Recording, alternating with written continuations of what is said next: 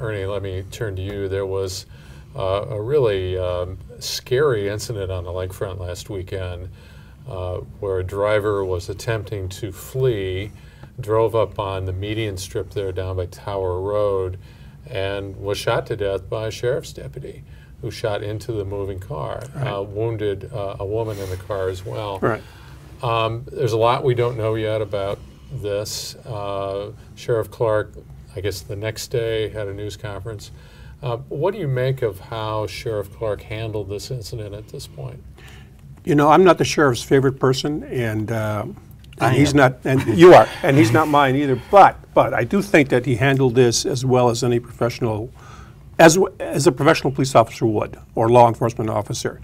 They released the name of the deputy involved. That took a much longer time in the Jay Anderson case than what with Tosa. I don't think Tosa handled that particularly well. And I think he released the information that he could. We don't know what happened.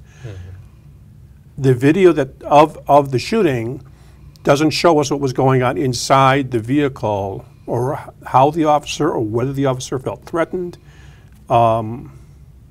So I think, and the sheriff did pretty much a pretty good job. The one thing he didn't do, though, was take any questions from the media. True. He just That's true. I mean, he controlled what he controlled. Yeah. I mean, one thing, he wasn't even in town on Sunday, as I understand it. He was in Washington, D.C., so maybe he's catching up along with everybody else. Could be. But you know, he is someone who likes to have control, and it wasn't like the Sherman Park situation where you had dueling press conferences and Bear holding one and Flynn holding one press conference, and then the Sheriff Clarke holding another one. So it was much more restrained. I mean, it would have been nice to know what their policy is in terms of chases. I don't know what their policy is. I would have liked to have heard someone ask him that question and gotten some feedback, and whether they have a policy on shooting moving vehicles, which is a very unusual and it is, and especially in a crowded situation like that, where you've got a lot of people standing around, as you do on the lakefront. Experts advise it's probably not a good thing to do in any case, to shoot into a moving vehicle, because the vehicle itself then becomes a missile.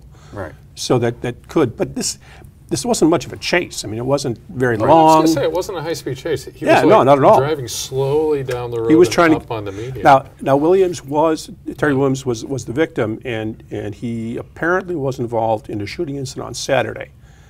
This is speculation, but possibly he thought they were looking for him for that. There was a temporary felony warrant out on him, I think, on that. And there was a gun. And there was a gun inside the vehicle. But they had no way of knowing that. Yeah, and so we don't know if the deputies were aware of that other warrant.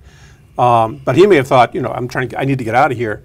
The key question, as you raised, is what did that deputy, who was not behind him but in front of him, or at least near in front of him, who was on foot patrol, what did he see? How did he react? Why did he react the way he did? As some of the stories pointed out, it wasn't clear whether the car was coming directly at him, if he might have felt threatened by that. So a lot to be. And the sheriff also didn't say, I'm sorry, the sheriff also didn't say whether, he said that the weapon was found in the vehicle, didn't say whether he was being brandished by anybody in the vehicle, and whether he was holding it, whether the deputy saw it.